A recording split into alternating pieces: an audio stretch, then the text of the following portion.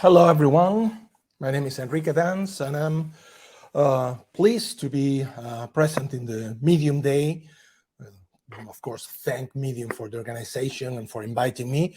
And I'm here to talk about how to succeed as an academic on Medium, which is kind of, difficult to talk about this because I don't consider I have succeeded. I still think, I still believe I have plenty of room to succeed. But anyway, it seems I'm doing right. I'm doing something correctly or getting a significant number of followers and definitely enjoying it. So the first thing is whether you should listen to this talk or not, because first thing I'm going to tell you is that there are, I'm afraid, no shortcuts at all. I mean, the only way to succeed here is to work hard and keep doing it. And well, if you try to take any shortcuts, most likely they will be wrong. So first of all, let me start by introducing myself or telling you who I am. These days, introductions is not polite to introduce yourself, so it's better to ask someone else to introduce you. And of course, the best, I was going to say person, but not the best device or algorithm to introduce me would be probably ChatGPT. If you ask ChatGPT, who's Enrique Dans, it says a number of things. Of course, I've been bribing ChatGPT to the limit. So ChatGPT says a number of things, that I'm a prominent academic and all that, well known for my active presence in the digital world, etc. If we ask another algorithm, just for contrast, we can ask perplexity.ai. If you ask who's Enrique Dans, it says something like, let's see, I'm a professor of innovation at IE Business School in Madrid. I've been teaching innovation since 1990, 33 years now. Senior advisor for innovation and digital transformation in the same place, IE University.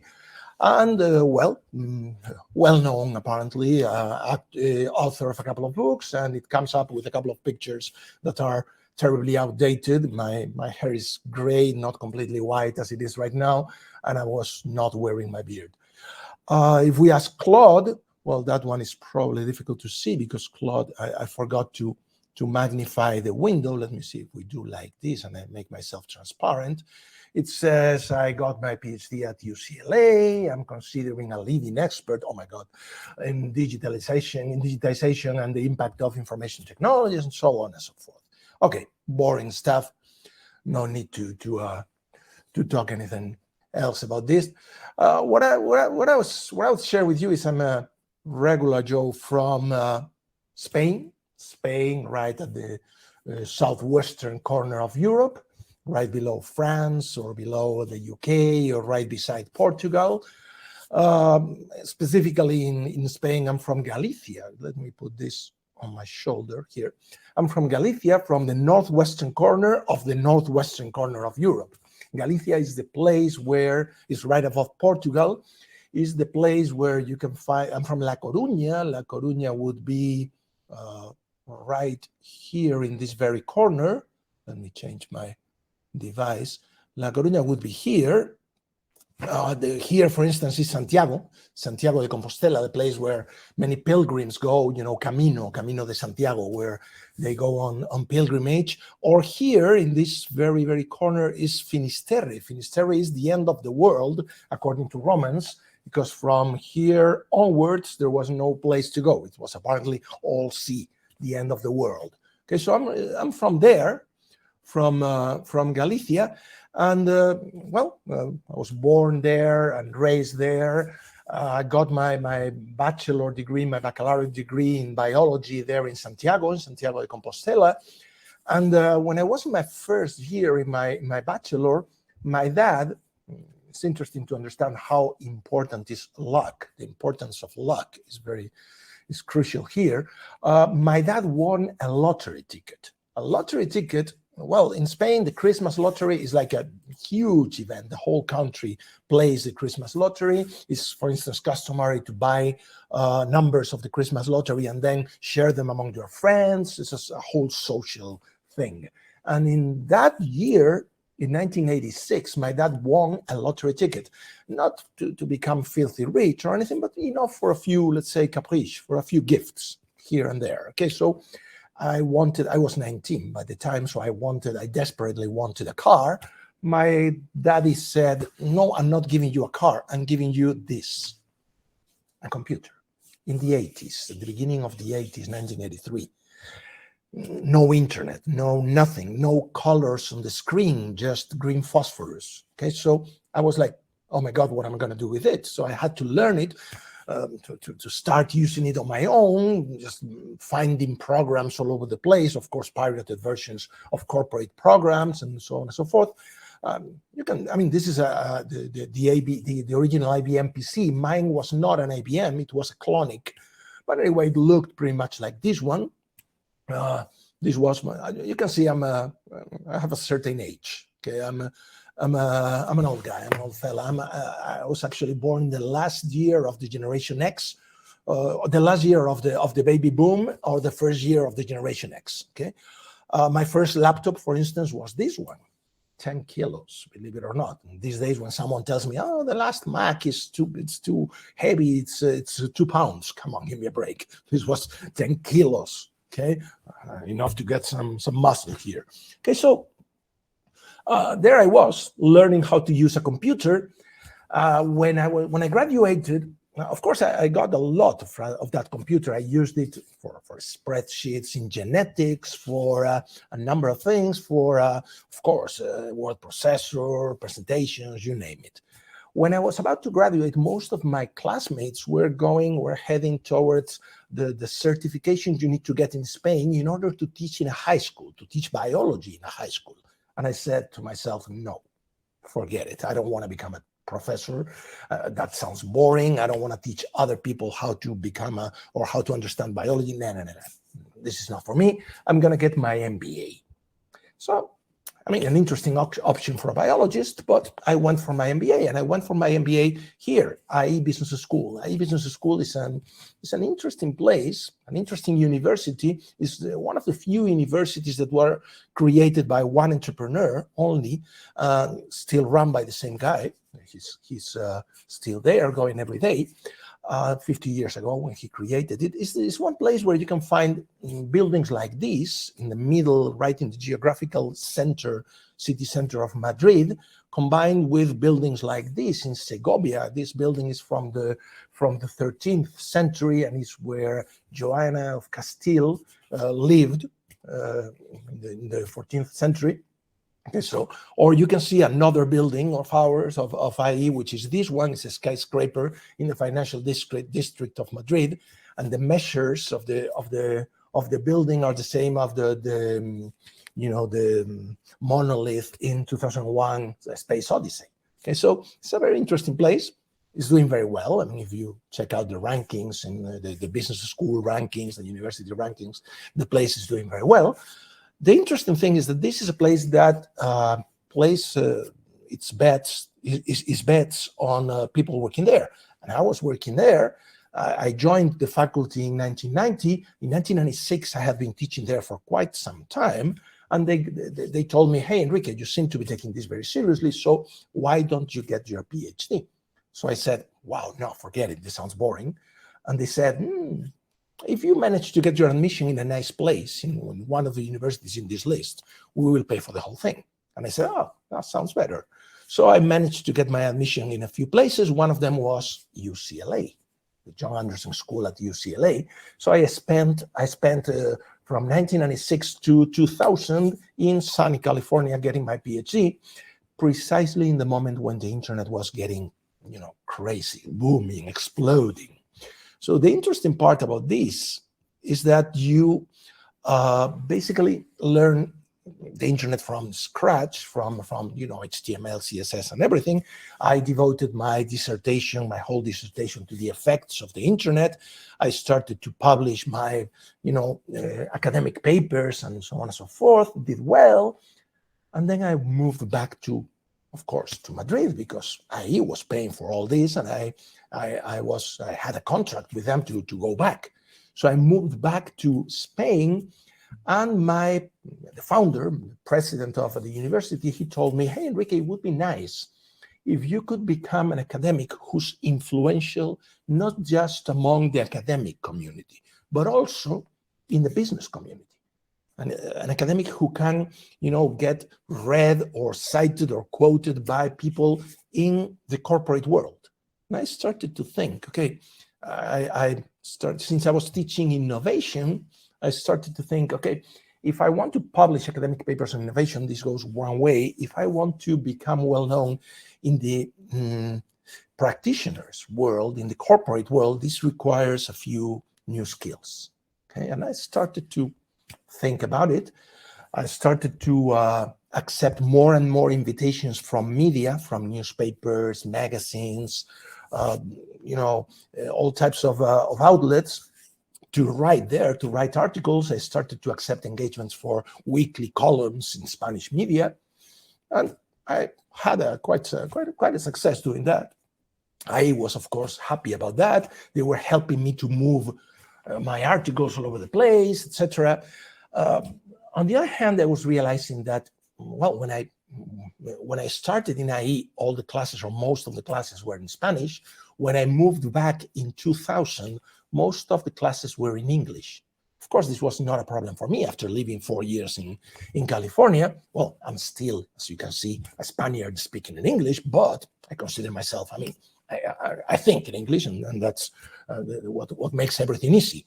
So I started to realize, okay, I need new skills. The first thing I need is a new tool set. And I started to realize about the tools that the internet could offer me. The first one was the blog. And I started to blog in 2003, precisely when Eb Williams, the founder of Medium, created a Blogger and sold it to Google. When I saw Evan Williams selling Blogger to Google, I thought, okay, this blogging phenomenon is something that we should take seriously. This is going to be all over the place. I'm going to start my own blog. And as soon as I started writing my own blog, I realized, hey, if you become a blogger, there's a very interesting thing. You need to read in order to write. So writing or deciding to write a blog post every day is a very nice way to force yourself to stay updated, which, if you teach innovation, remember, is very important. I'm not only teaching innovation, I'm teaching innovation to MBA students who have paid an arm and a leg to be present in my classes and come from all over the world, literally. The average classroom I'm teaching nowadays is comprised by 50 people from 20-something different countries. They come from all over the world, even from countries I don't know where they are, okay? So I have to check in a map to know where they're coming from, okay? So these guys are extremely, demanding. They want to be taught in a way that they find interesting, they find engaging. So I started to think, even though I got my postgraduate studies at Harvard, and I specialized in the case-based methodology, I started to think, you know what? It's difficult for me to put my hands on a case, on a Harvard or Stanford case that is less than, let's say, 6 months old. I don't want to teach innovation to people to students with cases that are outdated, because everything happens extremely fast these days.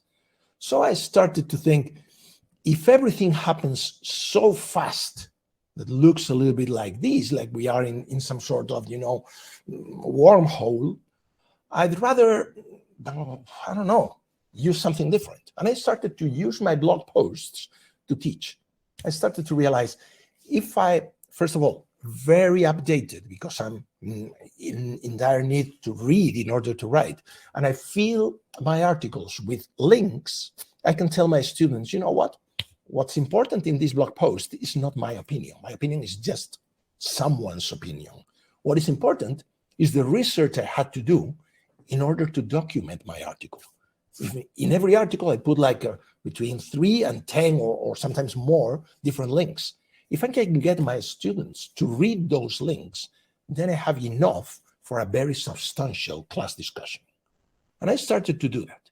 Then I started to develop my tool set. My tool set is based on a few different tools. The first one is Feedly. Feedly is a feed reader. I mean, we all know feed readers, even though the percentage of people using them is not that high. Feed readers allow you to read, for instance, this is what I read every single day. Of course, I'm not reading all this. I don't read the Washington Post, but I read the tech section on the Washington Post. Same with New York Times or Financial Times, or you name it, okay? Or The Guardian. I read the tech section, the technology section of these newspapers. I read many, many things. In fact, I'm not actually reading them, I'm skimming through them. So I get something like this. This is Feedly. What I get is all my news, all the pieces of news I want to read every day in the same exact format, like this. It doesn't provoke, it doesn't trigger any distraction, any distractions. I don't get any advertising or anything. I can read the whole thing in the same place with the same exact format. So it's fantastic for skimming through it. And of course, reading what's worth reading. It allows me to read all this crazy number of things, from a lot of tech readings to a few, I don't know, cartoons or things like that. Cartoons come very handy sometimes when you want to explain something in a class, okay? Then if you take all the things you considered worth reading and you save them in another place, in my case, my other tool is Refind. Refind is an algorithmic recommender. So in my algorithmic recommender, if I feed my algorithmic recommender with the pieces of news I found interesting, what happens? What you can do is ask your algorithmic recommender to recommend you other stuff. And this introduces randomness. This doesn't come from places I read on a regular basis. It comes from places that my algorithmic recommender told me, hey, if you're interested in this, and that, hey, you should read this. Check out this article. Okay, and this complements my view. As you're realizing, I believe it's way more important to read than to write. Write is something that you can hone your skills and do very fast. But reading takes a lot of time. I mean, I consider myself extremely lucky because I can devote an hour minimum, or sometimes 2 hours in my busy day, to read. This is something that only the academics can do, probably. It's very difficult to do that if you are in a different industry other than the academics, okay, than academia. Okay, so my third layer, remember, first layer is my feed reader. Okay, of course, when I mention tools, I'm not endorsing the tool. I mean, Feedly is fantastic. I truly like Feedly, but if you enter Google and write feed reader, you will find a crazy number of them. Algorithmic recommenders, the same thing. I love Refind. I'm by now a good friend with the founder, but if you put algorithmic recommender, you'll find plenty of them, okay? My third tool is social media, and particularly Twitter or X or whatever his muskiness wants us to call it, okay? Twitter, if you take Twitter and you carefully select the people you're following, in my case, following people who talk about innovation, it helps a lot because, you know, many eyeballs see more than just two. So sometimes I'm missing stuff and I capture it because someone on Twitter started to comment on it, okay? The way I teach is I try to do the same thing. I try to get my students to read a lot, starting with the links I give them in my articles, but following with the need to understand that when you are learning or trying to learn innovation, learning is extremely important, but there's something that is even more important, which is unlearning. Unlearning how to do certain things, going away from the typical way of doing things and hacking things. Hacking things in the way that reinventing or coming up with new ways of doing things, etc. I truly believe in a strong link between hacking and innovation. Most innovators are people who hacked something, hacked their way into something and came up with a new way of doing things.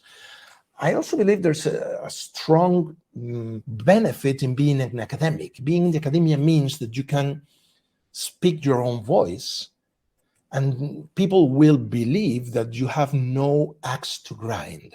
And in fact, I don't have anyone's axe to grind. I can speak freely. I want to write on whatever topic I want, saying whatever I think about that topic. Of course, I'm strongly opinionated sometimes, but I'm not being opinionated for the sake of pleasing someone or making someone happy, or I'm being opinionated because I strongly believe on something. And this is something that is very easy to convey to your readership or to your students when you're an academic, when you're a professor, okay?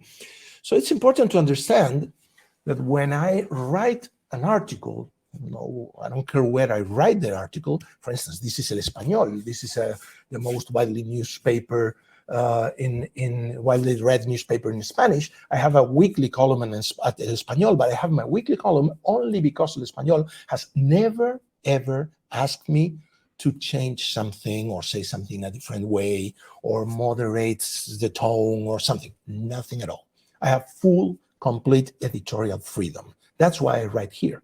In fact, I spent several years from 2014 to 2021 writing for Forbes, and I was very successful at Forbes, and the American edition, the Forbes American edition, and I quit because Forbes was becoming more demanding and protesting or sending notes like, for instance, hey, Enrique, you've been very cruel about this company, or please moderate your opinion about this. My last article was about Amazon, and apparently Amazon pressured Forbes to convince them to call them and introduce their perspective in my article. And the guys at Forbes told me, hey, this is what good journalists do. Talk to the company. And I told them, forget it, I'm not a journalist. And I don't want to be a journalist. I'm an academic. I speak whatever I want. I write whatever I want. And if the company doesn't like it, they can take a hike. Okay? It's my opinion. It's an academic's opinion.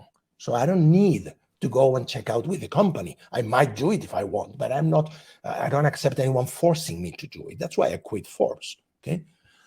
Okay, I was teaching and more and more in English, etc. when all of a sudden Medium appeared. Medium appeared since I was following Ev Williams, because Ev Williams changed my life 3 times. I mean, the first one with Blogger, second one with Twitter, the third time with Medium.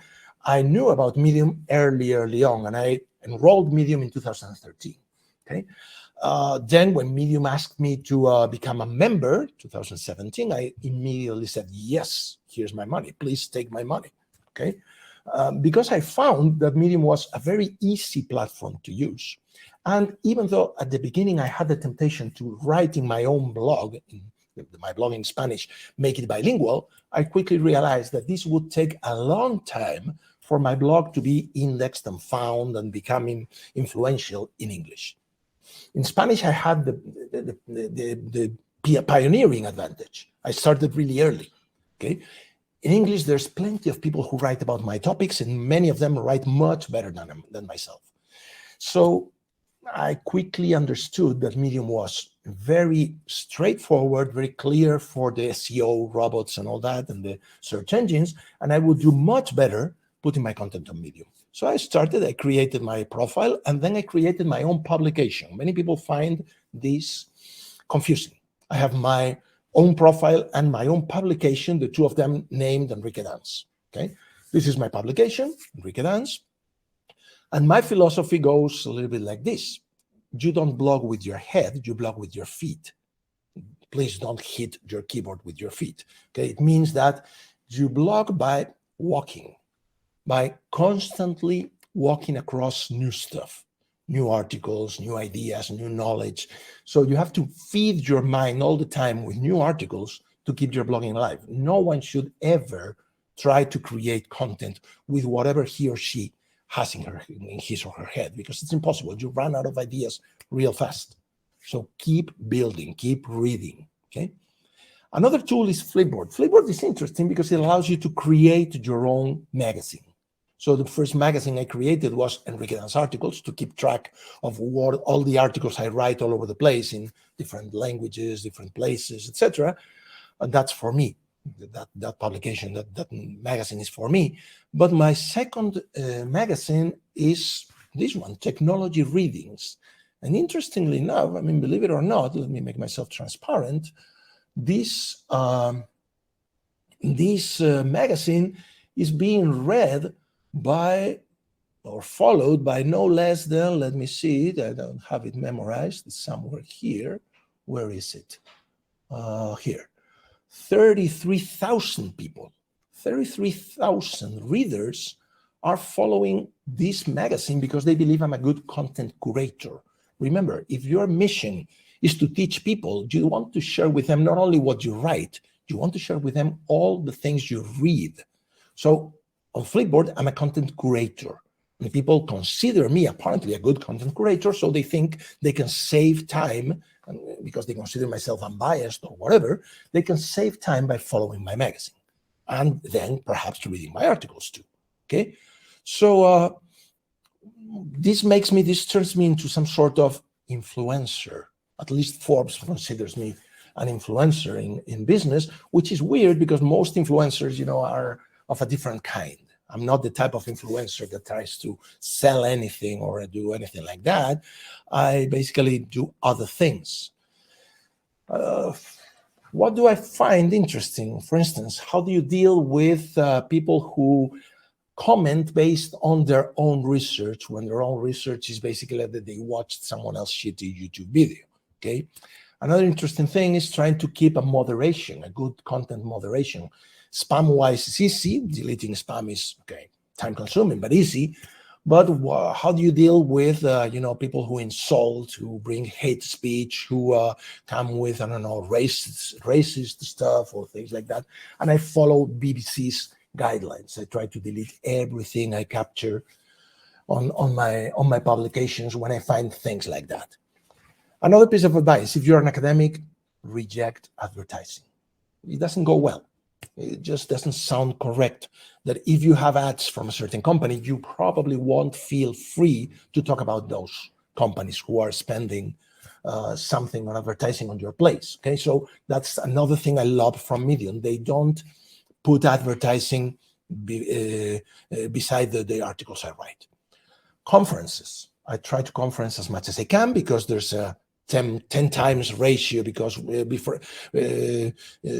what I make in a class to what I make in a conference. So I try to make as many conferences as I can, obviously. And IE allows me to do as many conferences as I want. I have my little company to manage my conferences, and conferences are very well fed by articles you write on social media.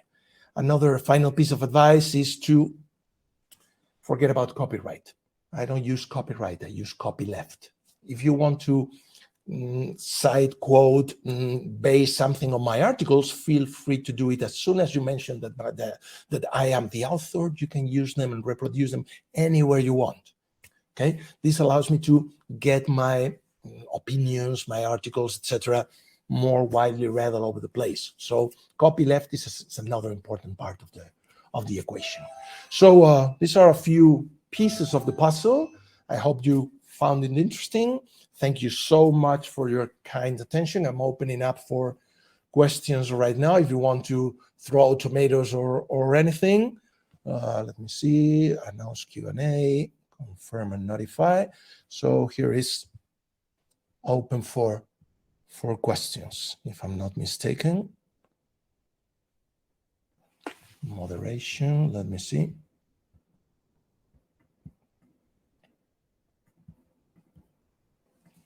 I don't see any questions.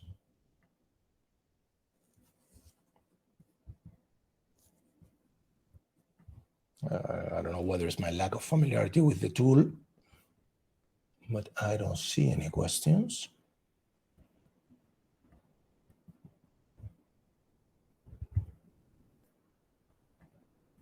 Oh, here we are. Okay.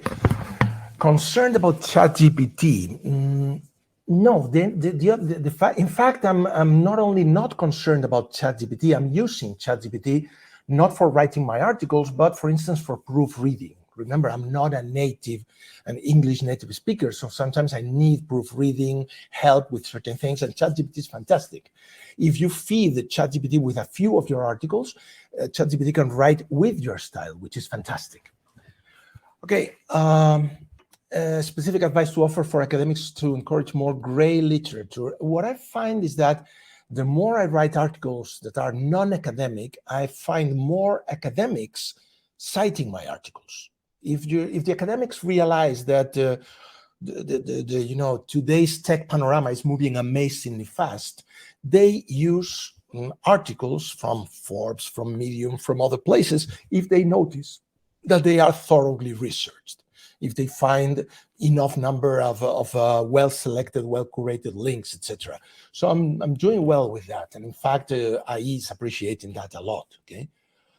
The newspapers and magazines I read, they are public. If you go to feedly.com/edans, you can see the articles I'm reading in my feed reader, and you can also follow me on Refine to see what I'm reading there too. Everything's public. I try to do everything as open as I can.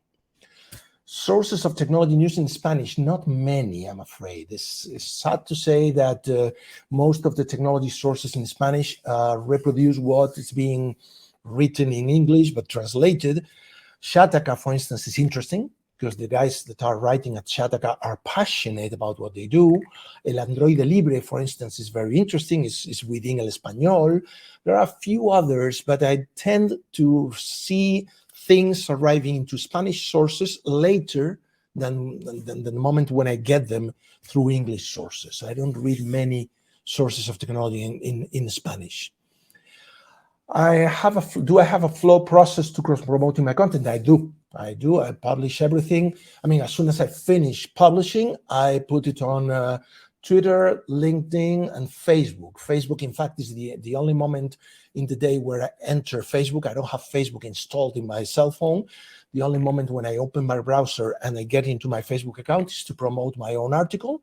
When I say promote, I say publish. Of course, I don't pay for promotion in any social media. And what I publish there is just the link. I want social media to work for me. I don't want to work for social media. Same with LinkedIn. My natural fit is with LinkedIn because I've been teaching in a business school for 30-something years and I have a crazy amount of followers on LinkedIn. But I don't try to promote anything other than publishing my link in Spanish and then my link in English as soon as I get it translated. Okay. Have you ever been pressured in the academic environment for having a blog? In the beginning, it was weird. I mean, it was weird. Let's say my academic director was looking at me like if I was, I don't know, losing time or doing something. But they quickly realized this was profitable for the school. The more you write in other outlets that are non-academic, newspapers, magazines, blogs, etc., podcasts, you name it, the more you appear in other places. And these are the places that the business school needs to get well known. Okay, remember, we are talking about a business school that is 50 years old. We are competing with places that are much older. So for IE, getting well known all over the place was fantastic. And I can say they really appreciated what I was doing. How do you write something intellectual or smart that attracts mass appeal or goes viral? Going viral is a mystery. I never know why things go viral. I started struggling to understand when things go viral. Lots of years ago, I quit and I decided things go viral when they go viral. Virality is not something that is something that happens for whatever reason. Okay, so you don't create an idea virus. An idea virus takes life on its own and happens. So I don't do anything. I just publish things, and sometimes I find that they go viral. And then after the fact, I can perhaps understand why it went viral, but I'm not able to repeat it. Okay. The way I write is trying to get people to understand what I say, which is extremely profitable when you talk to journalists. When you talk to journalists, they really value the fact that first of all, that you're an academic and you're not trying to sell them anything. And second, that you are trying to explain them in a way that makes it easy to understand. That's why they called you again. I have many journalists. I work with many, many different outlets, media outlets out there, but I don't know media directors, newspaper directors. I know a lot of journalists who apparently like very much working with me. And they are thankful and they cite me. Of course, if they decide not to quote me in any given article, I don't care. I just spend some time talking to someone and that's it. Okay. I'm a bit of an innovator, or at least I like to think I am. I create technologies. Most Americans use one of the contributions. That's great. Creating a startup to create spin-offs, or sort of having a factory for spin-offs.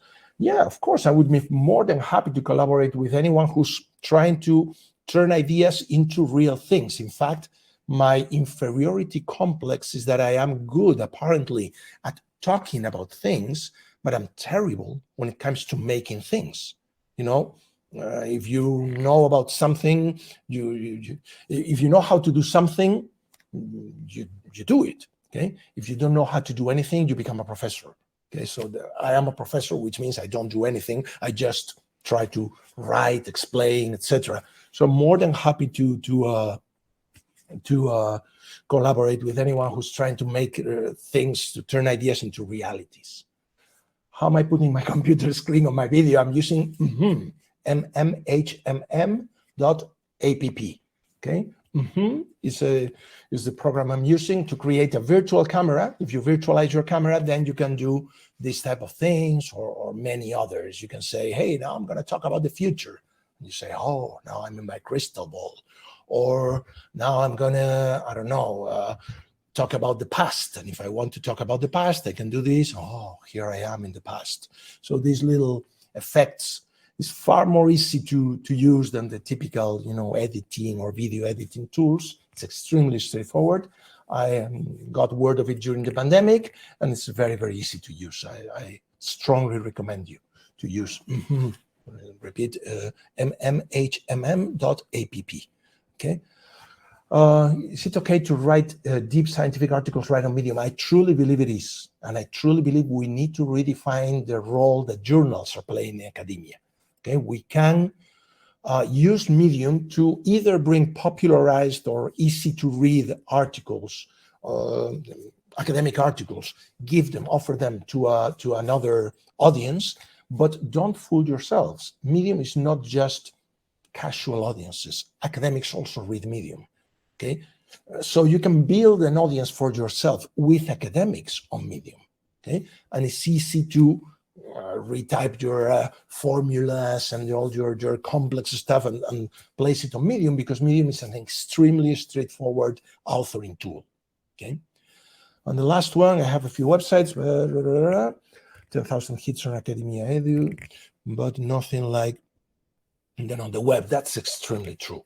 I mean, I still publish my academic articles on academia.edu, on other scholarly places, but what you get on the web is much better than that. And you can promote it. And if I'm I don't know, straightforward, I truly believe that most of my speaking engagements come from Medium, my blog in Spanish, this type of places.